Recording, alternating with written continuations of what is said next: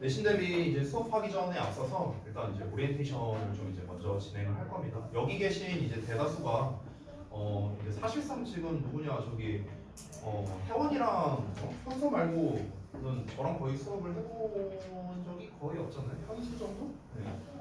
어쨌든간 그래서 대부분 이제 대다수는 이제 저를 좀 잘 이제 모르시기도 하고 이러니까 이번 내신 대비를 이제 어떻게 이제 진행을 할 거다. 그리고 이제 뭐 기타 여러 가지에 대해서 이제 좀 얘기할 건데 어제 오리엔테이션을 똑같이 진행을 했는데 한 50분 좀 넘게 걸렸어요. 그래서 오늘은 진도 나가는 것보다는 아마 OT 진행이 훨씬 더 이제 좀 많이 있을 것 같아요. 그래서 OT 진행에서 이제 제가 설명할 내용은 한 3가지 정도가 됩니다. 첫 번째는요, 간단한 이제 제 소개, 저를 이제 모르는 분들이 많으니까요. 그리고 이제 두 번째는 이제 제가 이제 각종 뭐 준칙 또는 전달사항 뭐 이게 있고요. 그리고 마지막 세 번째는요. 여기 앞에 보시면은 뭐가 이렇게 있어요. 쌓여 있죠. 여기에. 여기 이제 프린트가 있는데 이걸 다 드릴 겁니다. 이 프린트가 뭐냐면요. 주역부 기출 분석한 거예요. 그래서 여러분이 이걸 보면서 아, 우리 학교 시험이 이렇게 나오는구나. 그래서 내가 이렇게 대비를 해야 되는구나 라는 거를 정리해 놓은 겁니다. 그래서 이걸 같이 보면서 제가 좀 설명을 드릴 거예요. 알겠죠? 자, 그러면 한번 진행을 좀 해보겠습니다. 자, 일단은 이제 제 소개를 좀 간단히 하자면요. 여러분은 이제 저한테 제가 단톡방에서도 이제 간단하게 얘기를 했지만 그냥 로이쌤이라고 불러주시면 됩니다. 이제 학원에서는 이제 부원장을 역임하고 있는데 뭐 사실 뭐 부원장이고 나발이고 필요 없어요. 그냥 뭐 저한테 그냥 로이쌤 이렇게 부르시면 되겠고요. 이제 제가 여기 일산 지역에 있는 거의 웬만한 고등부 내신 대비는 거의 다 해봤어요. 다 해봤는데 최근 한 이제 3년 기준으로는 이제 주역고만 이제 내신 대비를 계속해서 진행을 하고 있습니다. 그리고 이제 특히 이번 내용이 이제 좀 중요할 수 있겠는데요. 제가 이제 학원에서 뭐 영어는 뭐 당연하고요. 각종 뭐 입시라든가 뭐 진로라든가 학습법이라든가 이런 뭐 여러 가지에 대해서 좀 이제 상담을 좀 많이 맡고 있어요. 특히 이제 우리 고등학교 2학년 학생들이 여름 방학 시즌 이쯤 됐을 때 저한테 이제 좀 상담하러 많이 와요. 이제 주로 상담하는 내용이 뭐 예를 들면 이런 거죠. 선생님 저 수시를 계속 해야 될까요? 정시를 대비해야 되지 않을까요? 또는 선생님 제가 목표하는 대학 과가 여긴데 지금 제 성적 생기부가 이러합니다. 어떻게 하면 될까요? 갈 수 있을까요? 가려면 어떻게 해야 돼요? 뭐 이런 것들. 아니면은 이제 우리 고1 학생들이 주로 질문하는 건 선생님 생기부를 잘 써야 된다는데 어떻게 생기부를 잘 써야 돼요? 선생님 저 진로가 이쪽인데 동아리를 이런 쪽으로 가입해도 돼요? 등등등. 여기에서 지금 나왔던 질문들이 여러분이 정확하게 알 수 없는 질문들이 대부분이죠. 그렇죠? 이런 것들에 대해서 제가 이제 답변을 주로 해주는 거예요. 그래서 입시 상담이랑 이런 거를 좀 이제 같이 하고 있습니다. 이제 우리 현 고3에서 이제 저한테 이제 입시 관련된 질문을 가장 많이 한 게 우리 혜원이 오빠예요. 혜원이 오빠. 저한테 입시 관련 질문을 굉장히 많이 이제 했습니다. 별 질문을 다 해요, 애들이. 어떤 질문하냐면 선생님은 고3 때 그 수명 관리를 어떻게 했어요? 뭐 이런 거부터 해갖고 선생님 저 국어 5등급인데 국어 공부 어떻게 해야 돼요? 아, 나 영어 강사. 국어 공부 어떻게 하냐? 막 이런 거 물어보고 선생님 물리, 화학, 인강 좀 추천해 주세요. 막 별 질문을 다 합니다, 애들이. 근데 이제 제가 아는 한도 내에서 이제 여러분께 뭐 입시가 됐든 진로가 됐든 뭐가 됐든 다 이제 답변을 해줄 수 있고요. 제가 이제 그러기 위해 항상 입시라는 게 이제 매년 바뀌거든요. 그래서 이제 저도 항상 이제 공부를 하고 있어요. 그래서 제가 아는 한도 내에서는 얼마든지 도와줄 겁니다. 그 밖에 이제 학습법에 대한 것도 마찬가지예요. 예를 들면 이런 거죠. 선생님, 제가 예전부터 고질병이요. 단어를 못 외워요. 어떻게 하면 단어를 좀 잘 외울 수 있죠? 선생님, 문법이 너무 어려워요. 외울 게 너무 많아요. 어떻게 해야 돼요? 여러 가지가 될 수 있겠죠. 그렇죠? 제가 구문 독해를 잘 못하겠어요. 요약을 잘 못하겠어요. 서술형 영작을 잘 못하겠어요. 그렇죠? 이런 것들. 여러분이 학원을 다니는 목적은 결국 그거예요. 물어보려고 다니는 거예요. 물어보려고. 그러면은 그거를 대답을 해줘야 될 거 아니야. 제 입장에서 제가 해야 되는 역할이 그거죠. 그래서 그런 것들에 대해서는 얼마든지 요청을 하셔도 됩니다. 알겠죠? 자, 이어서 가볼게요. 이제 각종 준칙사항이라고 써놨는데 가지수는 꽤 많거든요. 근데 사실 별거 없어요. 그냥 우리 학교든 학원이든 다니면은 우리 기본적으로 지켜야 되는 것들이 있잖아. 뭐 지각결석하지 말자, 뭐 숙제 잘해오자, 뭐 교재 잘 챙기자, 뭐 그런 내용들이에요. 그런 내용들 한번 볼게요. 자, 첫 번째 숙제 관련된 건데요. 숙제는요 이유 막론하고 반드시 다 이루어져야 됩니다. 여러분이 결석을 하든 뭐 하든 간에 숙제는 반드시 이루어져야 돼요. 여러분께서 화목에 학원을 오시잖아요. 토요일 날 안 오고요. 그러면 화목에 왔을 때 제가 올 때마다 수업 다 끝나고 아마 11시에서 12시 사이 이 정도가 될 것 같아요. 그때 제가 여러분한테 공지를 합니다. 뭘 공지를 하냐면요. 자, 숙제 어디다? 다음 시간에 테스트 이거 볼 거다. 다음 시간에 진도 여기 나갈 거다. 다음 시간에 이런 자료 내가 나눠줄 거다. 이렇게 4개를 제가 매일매일 공지를 할 겁니다. 거기에 다 써놓을 거기 때문에 여러분께서 단톡방 내용을 잘 확인하셔야 돼요. 아시겠죠? 근데 어차피 여러분이 결석을 하든 말든 상관없이 숙제는 제가 어차피 올립니다. 그렇기 때문에 결석과 숙제는 전혀 무관한 거예요. 여러분이 만약에 피치 못할 사정으로 결석을 하게 됐다. 그렇다 하더라도 숙제는 반드시 이루어져야 된다. 아시겠죠? 자, 다만 정당한 사유로 숙제를 못한 경우가 있을 수 있어요. 정당한 사유가 무엇이냐? 딱 제가 봤을 때는요, 2가지입니다. 2가지. 여기서 말하는 정당한 사유의 기준. 첫 번째는 뭐냐면요. 예를 들면 이런 거야. 여러분이 보통 숙제할 때 언제예요? 전날에 하잖아. 솔직히 전날에 막 밤에 씨막 이러면서 하잖아. 그러면은 예를 들어 내가 이제 숙제를 하려고 했는데 다음 날 수행 평가가 4개야. 이럴 수 있겠죠. 되게 빈번하게 일어난 일이거든요. 그럼 다음 날 수행 평가를 준비하느라 내가 숙제를 할 시간이 없어. 물론 제 입장에서는 삐리 했어야지 라고 얘기할 수 있겠지만 사실 이제 여러분 입장에서는 또 니네가 영어만 다니는 게 아니잖아. 다른 과목도 공부하니까 이해합니다. 그렇기 때문에 그런 경우에는요, 저에게 미리 말씀만 해주세요. 미리. 예를 들어서 새벽에 보내도 상관없어요. 저 어차피 새벽 5시, 6시 자거든요. 새벽에 보내도 상관없습니다. 새벽에 카톡이든 문자든 보내갖고요. 아, 선생님 죄송한데 제가 내일 수행평가가 많아서 이거 준비하느라 좀 숙제가 미흡할 것 같다. 그래서 제가 최대한 해가겠지만 다 못할 수도 있다. 그래서 다음번에는 꼭 잘해오겠다. 그냥 이렇게 보내세요. 그러면 저는 그냥 답장할 겁니다. 그래 알았다. 이러고 끝이에요. 근데 만약에 내가 너네가 학원 등원해갖고 자 숙제 펴봐라 해갖고 검사하고 있는데 또 왜 숙제 안 됐어? 아 제가 어제 수행 준비하느라. 이러면 저한테는 안 먹힌다는 거예요. 이건 안 먹혀요. 왜냐? 저는요 좀 죄송한 말인데 제가 사람을 잘 안 믿어요. 그래서 저는 다 핑계로 느껴집니다. 핑계. 그렇게 물론 여러분 입장에서는 진짜 그랬겠죠. 근데 저는 안 믿는다고요. 저는 내가 니네 집에 가갖고 니네가 수행평가하는 모습을 본 게 아니잖아요. 그렇죠? 그렇기 때문에 저한테 근거를 미리 만들어 놓으라는 거예요. 내가 막 사진 찍어서 보내라 이렇게까지는 안 할게요. 이렇게까지는 안 할게. 그러니까 여러분께서 그냥 각자 뭐 수행 때문에 바빴다 이러면은요 그냥 카톡 하나 보내세요. 1분도 안 걸리잖아. 그거 보냈는데 저 이거 하느라 오늘 바빠서 내일 숙제가 좀 미진할 것 같다. 죄송하다. 다음에 잘해가겠다. 이러면은 내가 할 말이 없잖아요. 내 입장에서. 그래 알았다. 다음에 잘해와. 못한 부분 다 잘해와. 이러고 끝나는 거예요. 아시겠죠? 그렇게 좀 해주시고요. 미리 말씀을 해주셔야 된다. 이게 포인트가 되겠습니다. 2번째 갈게요.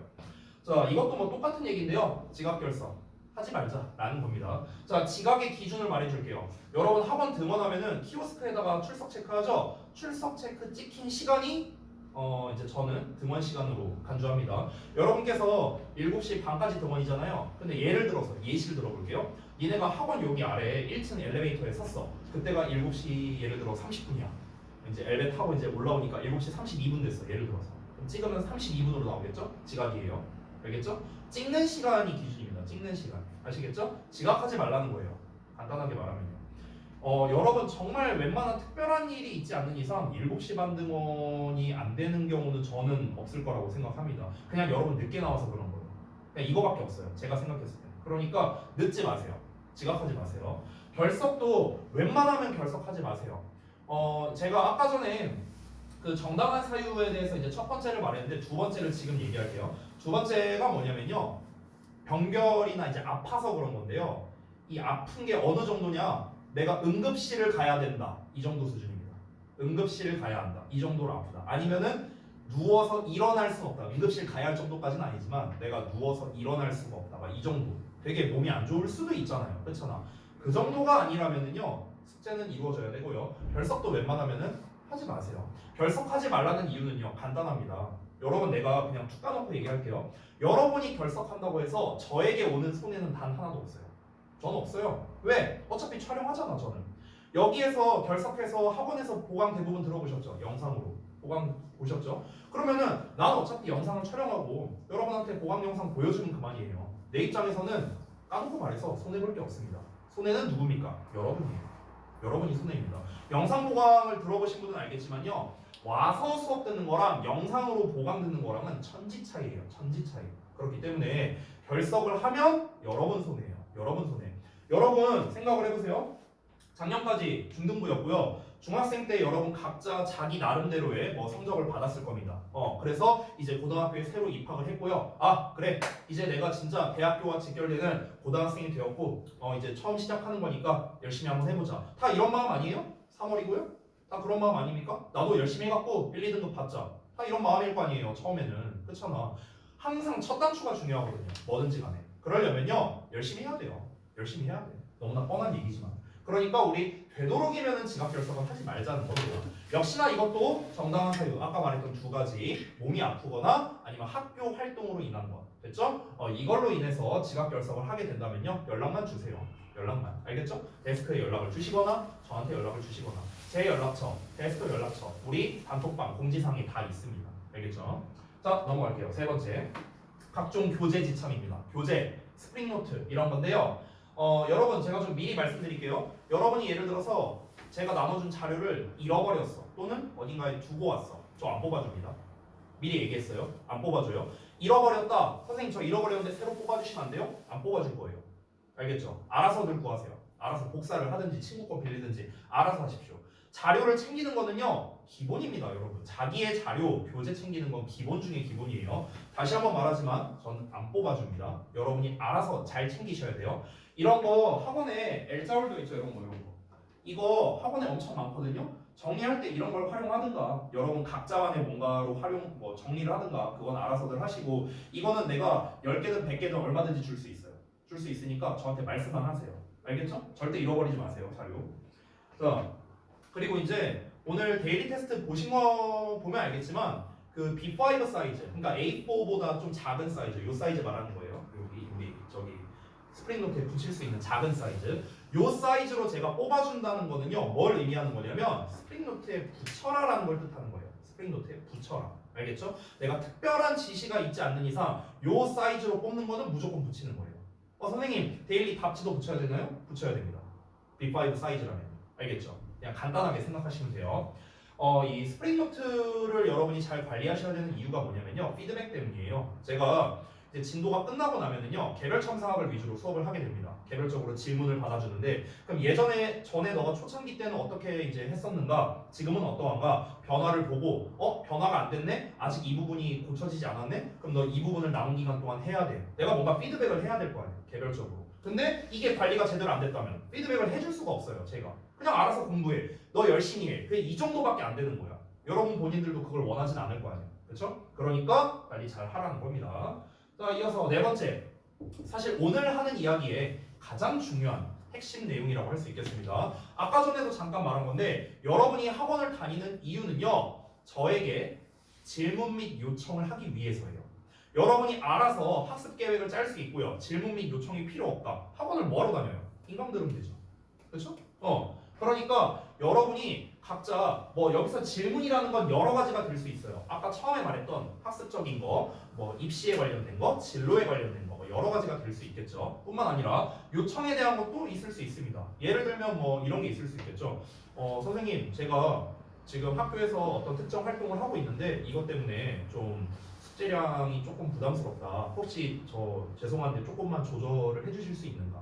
이런 거 됐어? 이런 게 다 요청 아니에요 요청? 그러니까 요청은 얼마든지 하셔도 돼요. 얼마든지. 오해하지 마세요. 요청을 내가 100% 받아준다는 건 아니에요. 그건 타당성은 내가 이제 판단을 하는 거죠. 근데 이제 여러분께서 요청을 하는 거를 내가 차단하진 않겠다는 거예요. 얼마든지 하시라는 거예요. 얼마든지. 알겠죠? 요청이든 질문이든 카톡으로 하셔도 되고 문자로 하셔도 되고 학원에 오셔서 하셔도 됩니다. 편하신 대로 하시면 돼요. 알겠죠? 자, 그 다음에 이제 수업 태도라고 제가 써놨는데 말이 수업 태도고요. 그냥 이제 딱 하나입니다. 수업 시간에 조는 거. 그냥 이거 하나예요. 여러분 저는요 생각보다 수업 시간에 조는 거에 대해서는 그래도 나름 관대한 편이에요. 저는요. 왜냐면 이해해요. 왜냐면 고등학교 현재 생활이 정말 냉정히 제가 고등학생 때 생활했던 것보다 지금 여러분이 고등학교 생활하는 게 훨씬 힘들어요. 저도 알고 있어요. 훨씬 힘들고 이제 학교에서 여러 가지 하는 것도 많고 사실상 학원은 거의 매일 가고 토요일, 일요일, 일요일까지 학원 가는 사람들도 많잖아. 일요일 학원 다니는 사람 있냐? 손 들어봐. 거의 다네. 많았어.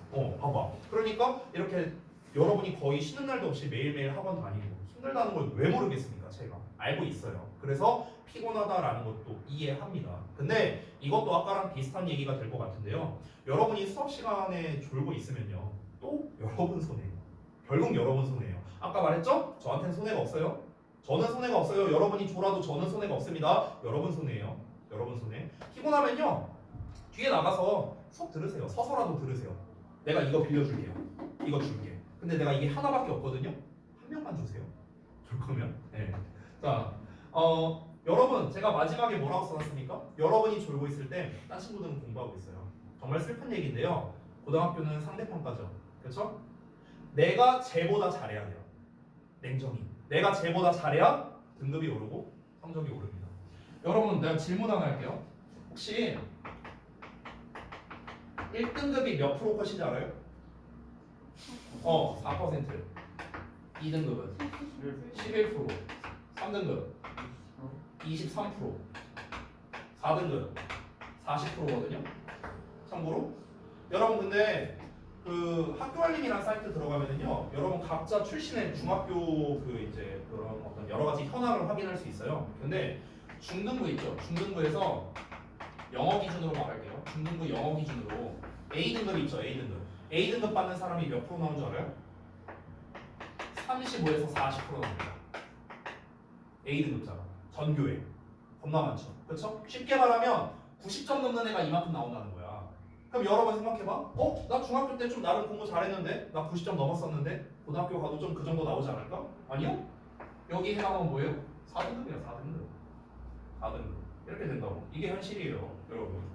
이런 상황에서 여러분께서 한순간 졸고 있고 하는 순간에 다른 친구는 공부하고 있다는 거예요. 그럼 어떻게 됩니까? 내 성적이 떨어지는 거예요. 내 성적이 떨어진다는 건 내 등수가 떨어진다는 거고, 내 등수가 떨어진다는 건 등급이 떨어진다는 거죠.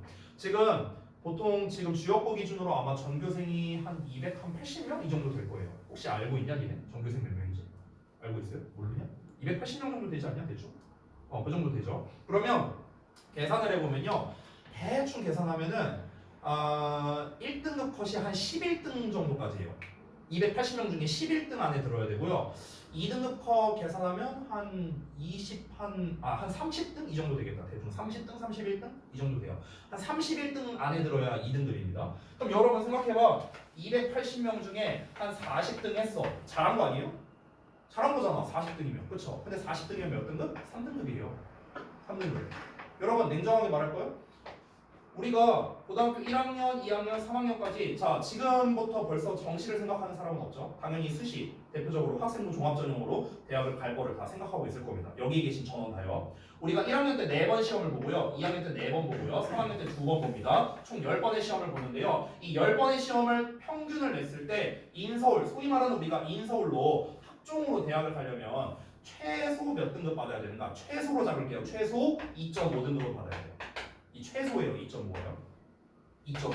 10번의 시험에서 국영수 탐구 과목을요. 평균 2.5등급 받아야 지원이 가능한 거야. 합격이 아니고 지원 가능하다고요. 지원. 됐어요? 대학 가기 힘들죠? 힘들어요. 쉽지 않아요. 10번의 시험에서 이렇게 받아야 된다고. 내가 40등을 3년 내내 했어. 잘했잖아요. 3등급이야. 학종 못 써요. 이게 현실이에요, 여러분. 대학 가기 힘듭니다. 그러니까 여러분 생각보다 많이 니네가 생각하고 있는 열심히보다 더 열심히 해야 되는 거예요. 알겠죠? 그래서 제가 말씀드리는 겁니다. 자, 이어서 마지막 6번인데요. 자, 그 밖의 사람들입니다. 여러분이 이제 여기 계신 대다수는요, 제가 어떤 사람인지 잘 알지 못하잖아요. 지금 이제 대충 제가 말하는 말투나 저의 어떤 이런 행동이나 이런 거를 보고 약간 이제 느낌이 오신 분도 있을 텐데요. 저는요, 여러분, 좀 막 이렇게 따뜻하게만 막 격려해주고 현서야 많이 힘들지? 요새 많이 힘들지? 아유 자식 힘내? 이런 스타일은 아니에요. 저는요. 저는 안타깝게도 이런 스타일은 아닙니다. 저 같은 경우는 사실 좀 뭐라 표현해야 되지? 좀 쪼는 스타일에 가까워요. 사실은요. 네. 근데 이제 왜 그러면 소위 말하는 맨날 이제 갈굼을 많이 하는 왜 저에게 학생들이 찾아와서 그럼 그렇게 상담 요청을 할까요? 현실적인 어떤 이야기 이런 것 때문에 그래요. 좀 딴 얘기가 될 수 있는데 지금 현재 이제 우리 학원에 계신 AT 선생님들 중에 절반 정도가 우리 학원 졸업생들이거든요. 다 저한테 배운 학생들이에요. 전원 다 저한테 배웠는데 이 친구들이 웃긴 게 뭐냐면 지금 성인이잖아요, 당연히. 성인인데 지금도 저한테 와갖고 가끔 가다가 선생님 제가 학교에서 그러니까 대학교에서 뭐 이런저런 뭐 어쩌고가 있는데 어떻게 해야 되냐. 아니 그걸 왜 나한테 물어봐. 대학생인데 네가 알아서 해. 저는 이러거든요. 그러니까 아직까지도 좀 그런 이제 요청이나 뭐 상담이나 이런 거를 바라는 친구들이 꽤 많아요. 이 졸업생들 중에서도. 그러니까 저 같은 경우는 이제 스타일이 좀 그래요. 이렇게 따뜻한 격려를 해주는 그런 사람은 아니지만 여러분이 어떻게 하면 학습적으로 완성이 될 수 있을까? 제가 고민하는 건 그거밖에 없어요. 저는 그거밖에 없어요. 그렇기 때문에 저 같은 경우는요. 안 하는 학생을 굉장히 많이 혼냅니다. 저는요. 미리 말할게요. 저는 안 하는 학생한테는요. 자비가 없어요. 못하는 학생, 좀 다르게 애둘러서 표현하자면 본인이 좀 부족한 것 같아요. 내가 아직 실력이 늘려면 아직 좀 시간이 많이 필요하고 보완이 많이 필요하고 이래. 하지만 열심히 해. 너무 좋죠. 전 너무 좋아요. 본인이 다 잘하고 완벽하다면 아까도 말했죠. 학원을 왜 다닙니까? 혼자 공부하지. 그렇죠? 분명히 본인들이 뭔가를 나한테 부탁을 하고 싶고 뭔가를 배우고 싶고 이러니까 학원을 다니는 거잖아요. 그렇잖아. 근데 그 과정에서 안 한다? 이거는 저는 참을 수가 없어요.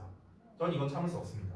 제가 미리 말하자면 우리 학원에서 깨먹은 출석부만 5개 되거든요. 그 깨먹은 게 다 뭐 때문에 그런 거냐면요. 안 하는 학생 때문에 그런 거예요. 안 하는 학생. 그냥 한마디로 퉁칠게요. 불성실이에요. 불성실. 제가 제일 싫어하는 거. 불성실입니다. 이거예요. 이거. 그러니까 제가 여러분에게 바라는 거는요. 딱 하나입니다. 성실하게 하자는 거예요. 전 이거밖에 바라지 않습니다. 그렇죠? 자, 그리고 뭐 사람에 대한 기본적인 예의라고 써놨는데요. 이거는 사실 엄밀히 말하면요. 사람에 대한 예의라기보다는 상호간의 예의를 좀 잘 지켜야겠죠. 그러니까 여러분이 일방적으로 저에게 무슨 군대 마냥 충성이라고 이게 아니에요. 이게 아니고요. 일단 여기에 계신 우리 실장님을 비롯해서 AT 선생님들 그리고 돌아다니시는 뭐 여러 선생님들 저를 비롯해서요. 그러니까 이런 여러 사람들이 어쨌든 여러분보다는 윗사람이잖아요. 그러니까 윗사람에 대한 좀 어떤 기본적인 예의는 좀 있어야겠죠. 반대의 경우도 마찬가지입니다. 실장님과 AT 선생님 그리고 저도 여러분을 존중을 해야겠죠. 그렇죠? 상호간의 예의가 중요하다고 생각해요. 당연히 제가 이제 막 엄청 선 긋고 딱 막 이런 스타일도 아니에요. 생각보다는요. 생각보다 제가 그런 스타일은 아닙니다. 은근히 제가 또 정이 많고 그래요. 그지 예원아? 대답이 늦었다. 비운 아무튼 제가 이제 그런데요. 아직은 이제 여러분과 이제 제가 좀 이제 거리가 좀 있고 어색하니까 뭐 이제 그럴 수 있어요. 근데 또 이제 친해지면은 뭐 이렇게 될 수도 있는데, 근데 이제 우리가 그래도 어쨌든 최소한의 선이라는 게 있잖아요. 그 정도는 우리가 잘 지키자고요. 서로 알겠죠? 자, 그래서 이 모든 거를 여러분이 이제 잘 지켜만 주신다면 저도 제가 가진 거를 다 내어드릴 거예요. 다. 여기에서 이제 저와 이제 수업을 오래 하신 분들은 이제 제가 과거에 어땠었는지 어떻게 공부를 했는지 간접적으로는 저에게 이야기를 들은 적이 있습니다.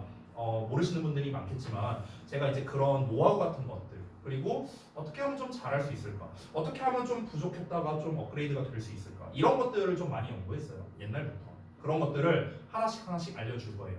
다만 저도 사람이잖아요. 그러니까 제 입장에서도 당연히 열심히 하는 사람한테 알려줄 수밖에 없어요. 솔직히 말하면. 그러니까 열심히 하자는 거예요. 결론은.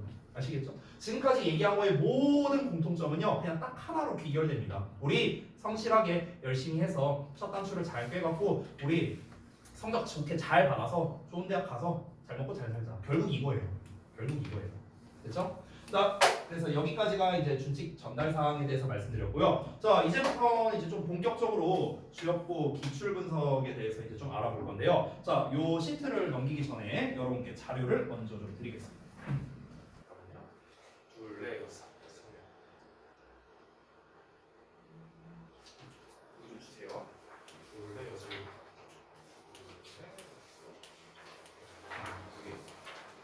혹시 못 받으신 분 있으면 얘기하시고.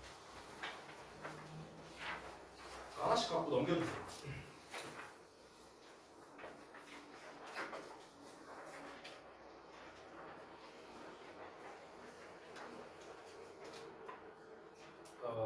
받으셨나요? 아직 못 받으셨어요? 자, 자, 받으셨습니까? 자, 받으셨으면 잠깐 보기 전에 앞서서 이제 앞에 제가 써본 내용과 함께 좀 같이 한번 볼게요. 자, 지금 여러분이 보고 계신 건 뭐냐면요. 지난 2개년 동안의 주역고 시험지를 제가 이제 간단하게 분석을 한 겁니다. 작년 주역고 1학년, 재작년 주역고 1학년. 됐어요? 이렇게 2개년치의 시험지를 분석을 한 거고요. 이걸 이제 제가 보면서 설명을 해드릴 겁니다. 그럼 여러분은 보면서 뭘 느끼시면 되냐면, 아, 우리 학교 시험이 이런 식으로 나오는구나. 아, 우리 학교 시험에는 이런 특성이 있구나 라는 거. 그러면은 내가 이거를 해결하기 위해서는 이런 걸 좀 해야겠구나, 이런 부분을 좀 고쳐야겠구나, 보완해야겠구나, 이렇게 생각하면은 아주 성공적인 OT가 될 것 같습니다. 자, 그러면은 한번 같이 보도록 할게요. 지금 여러분께서 그 제가 나눠드린 거를 같이 한번 좀 보겠습니다.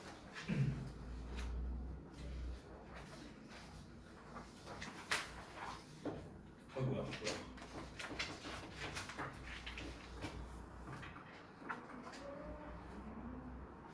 자, 한번 같이 보도록 할게요. 첫 페이지부터 한번 같이 볼까요? 객관식은요, 제가 딱 하나만 찍었습니다. 바로 1번에 나와 있는 어법이에요. 어법. 왜 그러냐면요, 여러분 고등부에서 나오는 객관식 문제는 전부 다 그냥 모의고사 유형으로 나온다고 생각하면 돼요. 모의고사 유형. 모의고사 유형이라 함은 뭐 이런 것들이죠. 뭐 예를 들어서 주제를 찾아라, 제목 찾아라, 뭐 요지 찾아라, 주제, 제목, 요지, 뭐 내용 일치, 뭐 빈칸, 뭐 아니면은 흐름상 어색한 거, 흐름상 어색한 어휘 고르기, 뭐 글의 순서, 문장 삽입, 뭐 요약, 뭐 이런 문제들. 됐어? 이런 게 다 모의고사 유형이라고 제가 퉁칩니다. 근데 이제 이 주역고만의 이제 특색이 있는 객관식 중에 하나가 바로 유일하게 이 어법이에요. 어법. 자, 그래서 제가 이제 설명을 써놨는데 뭐라 써놨는지 보시면요. 자, 객관식의 출제율이 95% 이상이라고 했죠. 여기서 95%라고 제가 말한 건 뭐냐면요, 개수 고르기 문제를 말하는 거예요. 개수 고르기 문제. 여기서 모르시는 분들이 많을 텐데요, 여러분 지금 현재 교육부 정책상, 이게 현재가 아니고 꽤 오래됐는데 한 10년 좀 넘었는데요, 모두 고르시오라는 문제를 낼 수가 없어요. 낼 수가 없어요. 이건 법적으로 안 돼요. 법적으로 안 돼. 이건 바뀐 지 좀 오래됐어요. 그래서 모두 고르시오 문제를 낼 수가 없으니까 모두 고르시오처럼 내는 거예요. 문제를. 어떻게? 이런 식으로 냅니다. 밑줄을 한 7개 쳐놔요. 쳐놓고 여기서 틀린 거 몇 개야? 개수 골라. 이렇게 내거나, 아니면은 A, B, C, D, E, F, G 써놓고 여기서 올바른 것끼리 짝지어진 것은 이런 식으로 내는 거야. 이게 바로 뭐야? 모두 고르시오를 피해서 출제하는 거예요. 됐어? 어쨌든간 그 OMR에는 이제 색칠을 하나만 하겠죠. 이렇게 됐나요? 자, 어찌됐든간 이제 이 주역고의 거의 시그니처 문제라고 할 수 있는데, 어법 객관식은요 거의 대부분은 개수 고르기로 나온다, 이렇게 생각하면 됩니다. 거의 유일하게 개수 고르기가 안 나왔던 게 가장 최근 시험이었던 2학기 기말고사였습니다. 2학기 기말고사. 여기 2학기 기말고사. 여기만 제가 색깔 표시를 해놨는데 여기는 그냥 어법상 틀린 것은 이렇게만 나와있죠. 그렇죠? 근데 다른 문제들을 살펴보시면 어떻습니까? 어법상 틀린 것의 개수는 전부 다 개수 문제예요. 전부 다. 그러면 여러분이 이제 하나씩 배점을 보시면 알겠는데, 배점은 대부분 3.5에서 3.8점 이 정도가 됩니다. 참고사항을 하나 말해줄게요. 이 주역고 같은 경우가 21에 5문제 이렇게 출제가 돼요. 객관식 서술형 이렇게 출제가 되는데, 이 객관식에서 이제 보통 배점이 제일 작은 거, 일반적으로 학교가 2.7점이 배점이 제일 작습니다. 근데 주업에서는 2점대 문제가 잘 안 나와요. 대부분 3.1 뭐 이 정도가 배점이 좀 작은 문제로 나옵니다. 배점이 가장 큰 문제가 3.9점, 뭐 3.8점 이렇게 되는데 3.9는 잘 안 나오고요. 대부분은 3.8점이 배점이 가장 높은 문제입니다. 근데 배점이 가장 높은 문제가 하필 뭡니까? 어법이에요. 됐어요? 그래서 이 미리 말하자면 주역에서 어법 문제가 몇 개 나오냐면요, 국룰이 있어요. 2+1 이게 국룰입니다. 2+1이 뭐냐? 객관식 2문제, 서술형 하나, 이게 국룰이에요. 됐어? 그래서 총 어법 문제가 3문제 나온다, 이렇게 보면 되겠습니다. 이거는 시즌마다 좀 차이는 있어요. 그러니까 객관식 3개, 서술형 하나 이렇게 나온 경우도 있고요, 객관식 2개, 서술형 2개 이렇게 나온 경우도 있어요. 한 3-4문제 정도 나온다, 이렇게 생각하면 됩니다. 자, 그래서 이제 아래에 이제 제가 설명을 또 이제 써놓은 게 있는데요. 일단 넘어가 볼게요. 자, 두 번째. 이번에는 어법 서술형입니다. 출제율 100%입니다. 100%. 한 번도 빠지지 않고 나왔어요. 자, 작년에 4번 시험, 재작년에 4번 시험, 총 8개 시험지를 제가 넣은 거잖아요. 8개 시험지에서 단 한 번도 빠지지 않고 나왔습니다. 그러면은 당연히 이번 시험에도 나올 가능성이 대단히 높다라는 거겠죠. 이거는 배점이 다 똑같습니다. 6점이에요. 6점짜리입니다. 전부 다 6점짜리. 서술형 1번 내지 2번에서 많이 나오는데요. 자, 문제가 어떻게 나오냐면요. 본문의 밑줄 친 부분 중 어법상 어색한 것을 고쳐 쓰는 문제입니다. 빈칸 6개 뚫려있죠? 그래서 개당 1점이라고 생각하면 돼요. 그래서 6점이야. 그래서 시험에 어떻게 나오냐? 내가 이제 지금 답안 부분만 이제 캡처를 해놨는데요. 문제가 어떻게 나오냐면요. 밑줄 이렇게 한 6개 내지 7개 이 정도 이제 밑줄이 쳐져요. A, B, C, D, E, F, G 해갖고 여기에서 어법상 어색한 거를 여기다 써라. 그리고 그걸 올바르게 고쳐 써라. 이렇게 내는 겁니다. 그래서 여기서 팁을 한 가지 드리자면요. 제가 여기다 써놓지 않았군요. 여러분께서 좀 써주세요. 이 문제는요. 이 서술형 문제는요. 주로 어디에서 나오냐면요. 교과서 또는 장문독해. 장문독해라 하면 모의고사 기준으로 41에서 42번입니다. 여기에서 출제됩니다. 교과서 내지는 장문독해인데요. 지난 8번의 시험을 분석했을 때 교과서에서 출제된 게 6번이었고요. 장문독해에서 출제된 게 2번이었습니다. 그래서 대부분은 교과서에서 출제돼요. 그래서 생각보다 쉽습니다. 생각보다 쉬워요. 그러니까 배점은 되게 큰데요. 교과서에서 어쨌든 간 내는 거다 보니까 그렇게 난이도가 높지는 않아요. 대부분 아이들이 지금 여기 보면은 동그라미 막 쳐져 있는 거 많이 보이시죠? 그렇죠? 이게 한 사람 거를 캡처한 게 아니에요. 여러 사람 거를 캡처한 거거든요. 여러 사람 거. 근데 보시면요. 대부분 동그라미가 많이 있죠. 그렇죠? 그러니까 문제 난이도가 생각보다 그렇게 어렵진 않습니다. 서술형임에도 불구하고 여러분이 좀 어찌 보면 당연히 맞춰야 되는 문제. 이렇게 볼 수 있는데요. 안타깝게도 얘가요. 본문에 있는 거를 그대로 내지 않습니다. 변형합니다. 당연히. 여러분 그냥 고등부 시험은요. 변형이 디폴트라고 생각하면 돼요. 변형이 디폴트예요. 그대로 내는 경우는요. 진짜 별로 없습니다. 진짜 26문제 중에 한두 문제 그대로 낼까 말까. 한두 문제 정도 그대로 내는 경우가 있어요. 그대로 내는 문제는 주로 어떤 거냐? 주역보 기준 순서나 삽입 문제입니다. 순서 삽입은요. 주역보는 변형을 안 하더라고요. 다른 학교는 변형을 하거든요. 근데 일단 작년, 재작년 기준으로는 주역에서는 변형을 안 했어요. 그대로 출제합니다. 그래서 순서 삽입은요. 거저주는 문제예요. 주역에서는. 그래서 틀리면 안 돼. 근데 이것도 매년 틀려오는 그지 같은 것들이 있어요. 근데 이 순서 삽입이 진짜 땡큐인 문제가 뭐냐면요. 배점도 커요. 한 3.5, 3.6 이 정도 돼요. 배점도 큰데 한 그게 3문제 정도 나오거든요. 순서 삽입이 3-4문제 정도 나오는데 대부분 배점이 3.4에서 3.6 요 사이예요. 근데 변형을 안 해요. 그냥 맞추라는 거예요. 맞추라고 주는 거야. 그러니까 여기선 틀리면 안 되는 거죠. 이제 틀리면 어떻게 하는 거냐? 나한테 미팅 맞을 거야. 알겠지? 그러니까 틀리면 안 되는 문제. 근데 어쨌든 어법 문제나 이런 것들은요. 그냥 무조건 변형된다고 생각하면 됩니다. 알겠죠? 그래서 이 어법 문제를 풀 때 제가 여기 하단에다가 써놨는데요. 결론이라고 써놨는데 여러분 어법 문제를 풀 때 제일 최악의 풀이법이 있어요. 최악의 풀이법. 그게 뭔 줄 알아? 그게 뭐냐면 예를 들어서 밑줄이 이렇게 쳐져 있는데 예를 들어서 요 밑줄이 예를 들어 이렇게 한번 말해볼게요. 만약에 메이크가 나와 있는데 메이크의 밑줄이 딱 하고 쳐져 있어. 예를 들어서 여기 뭐 이렇게 뭐 G 해갖고 동그랗게 딱 쳐져 있어. 법상 맞냐 틀리냐 이렇게 이제 나오는 거야. 근데 본문에서 내가 봤던 본문에서 메이크로 써져 있었던 게 기억이 났어. 아 맞아 이거 메이크 맞아. 이거 어법상 맞는 거니까 체크해야지. 근데 알고 보니까 메이크가 아니라 메이킹으로 써요. 이렇게 된다는 거야. 시험에서는. 됐어? 그러니까 암기에 의존해서 푸는 순간 망하는 거예요. 제가 지난 우리 학원에서만 5년을 이제 고등부 내신 대비를 했는데요. 지난 5년 동안 고등부 내신 대비를 하면서 선생님 저 본문 암기 해갖고 잘 맞췄어요 하는 고등학생은 단 한 명도 못 봤습니다. 한 명도 못 봤어요. 없어요. 절대 없습니다. 여러분 어법은요 암기에 의존하는 순간 망하는 거예요. 무조건 틀립니다. 무조건 틀려요. 알겠죠? 그럼 어법 문제를 어떻게 풀어야 되는가? 좀 뻔한 얘기인데요. 자기 실력으로 풀어야 돼요. 자기 실력으로 풀어야 됩니다. 그냥 모의고사 푼다는 마음으로 난 이거 처음 보는 지문이야. 이거 지문 아예 기억 안 나. 그냥 나의 어법적 지식으로 풀어보자. 이 방식으로 접근을 해야 됩니다. 그럼 여기서 또 다른 문제가 생기거든요. 선생님, 저는 어법적 지식이 없는데요. 이럴 수도 있잖아요. 그렇죠? 저는 어법을 못하는데요. 이럴 수 있겠죠? 그래서 오늘 말고 다음 시간에 어법 문제 어떻게 푸느냐를 설명해 줄 거예요. 제가 다음 시간에 그 어법 문제 어떻게 푸느냐에 대한 설명은요. 사실상 이번 내신 대비를 위해서 설명하는 게 아닙니다. 우리 현서나 혜원이 같은 경우는 아마 저한테 수업을 들은 적도 있었을 거예요. 예전에. 근데 어쨌든 그 어법 문제를 어떻게 푸느냐라는 거는요. 고등부 전체를 말해주는 겁니다. 그래서 수능까지도 풀 수 있어요. 제가 알려준 방법대로 풀면요. 수능까지도 풀 수 있습니다. 그 방법을 목요일날 알려줄 거예요. 그래서 목요일날 결석하면 개손해겠죠. 그죠? 그러니까 결석하지 말고요. 자, 어쨌든 그래서 결론은 뭐냐? 주역부 1학년은요 어법을 굉장히 중요시 여깁니다. 아까 말했다시피 세네 문제나 출제해요. 세네 문제나 일반적으로 고등부는요 두세 문제를 냅니다. 두세 문제를 내요. 어법을요. 두 문제 내지 세 문제. 근데 주역은 세네 문제 정도를 냅니다. 어법을 중요시 여긴다는 거예요. 그래서 전부 다 변형해서 출제하니까 암기식으로 하면 망한다고 했죠, 제가. 그래서 근거를 기반으로 학습을 해야 돼요. 근거를 기반으로. 선생님, 근거를 기반으로 학습하는 게 뭡니까?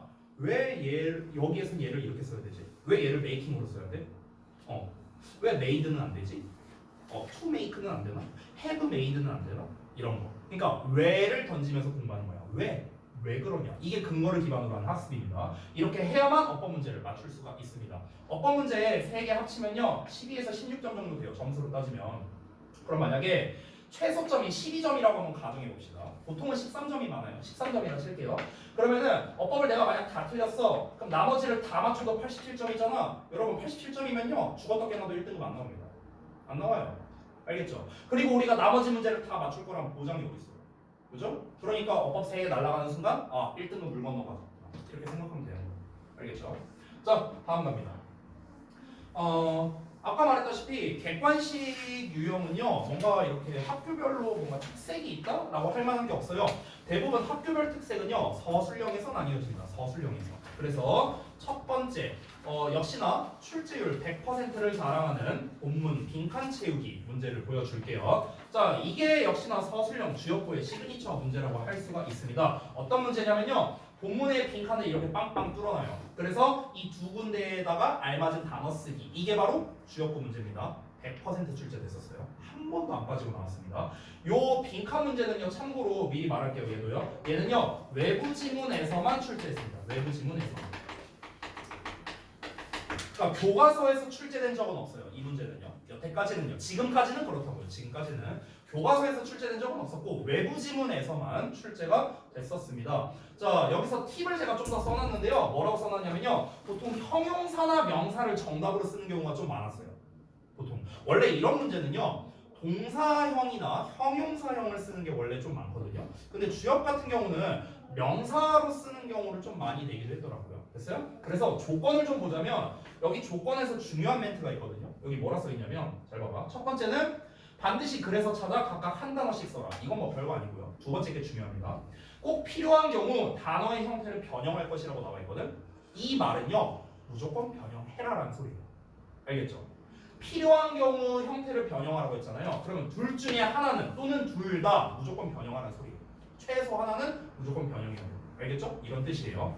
그러면 여기서 변형이라는 말이 나왔는데 변형을 어떻게 하라는 겁니까? 자, 다시 한번. 내가 방금 전에 말했지만 어떻게 하냐면요. 예를 들면요. 이 변형하라는 말이 나올 때 서술형에서 다시 쓸게요. 서술형 조건에서 변형에 관련된 멘트 있어요. 변형에 관련된 멘트. 그럼 뭘 변형하라는 소리냐면요. 동사나 형용사를 변형하라는 소리거든요. 정확히 말하면 동사 또는 준동사예요. 준동사. 준동사가 뭐냐면 투부정사, 동명사, 분사 얘네들 말하는 거야. 그러니까 얘네를요. 이제 형태를 어떻게 변형하라는 거냐면요. 두 가지 버전이 있는데요. 하나는 마찬가지로 동사의 다른 형태로 변형시켜라 라는 버전이 있고요. 두 번째는 파생어를 이용하라 라는 버전이 있습니다. 근데 이렇게 말하면 여러분이 뭔 말인지 잘 모르죠? 예를 들어줄게요. 예를 들어서 자 이렇게 본문 빈칸 문제가 나왔어. 근데 예를 들어서 여기 단어 여기가 A 이렇게 빈칸이 있다고 쳐봐. 근데 이 단어에 accepting이라고 써 있다고 쳐볼게요. accepting. 만약에 A 자리에 이 단어가 들어가야 된다고 쳐볼게. 근데 accepting이 그대로 들어가는 게 아니야. 어떻게 들어가는가? 만약에 동사의 다른 형태로 써야 된다면은 예를 들면 어떤 식이야? accept 동사 원형으로 쓰거나 accept s 붙이거나 아니면 ed 붙이거나 뭐 이런 거 말하는 거예요. 됐어요? 즉 동사의 다른 형태로 쓴다. 됐어? 이걸 말하는 거고 파생어를 쓰라는 건 무슨 말이냐면요. 다른 품사로 쓰라는 거예요. 다른 품사. 그래서 지금 본문에는 accepting으로 나왔거든. 근데 A의 정답은 예를 들면 acceptance 명사용으로 쓴다는 거죠. 이런 식으로 됐어? 다른 품사로 됐죠? 그래서 특히 주협에서는 어떤 걸 좀 더 선호하냐면요 파생어를 활용하는 걸 좀 더 선호합니다. 이 문제 한정들 이 문제 한정 알겠죠? 그래서 실제로 제가 방금 전에 뭐 억셉턴스 썼는데 이게 실제로 나왔었어요. 억셉턴스라는 게 재작년인가? 그 이쯤에 나왔었는데 아마 요 시험이었던 것 같아요. 여기 글씨가 좀 잘 안 보이는데 여기에 아마 억셉트 뭐라고 써놓은 어떤 흔적 같은 게 좀 보이지 않나요? 네, 이 실제로 나왔었던 문제입니다. 그때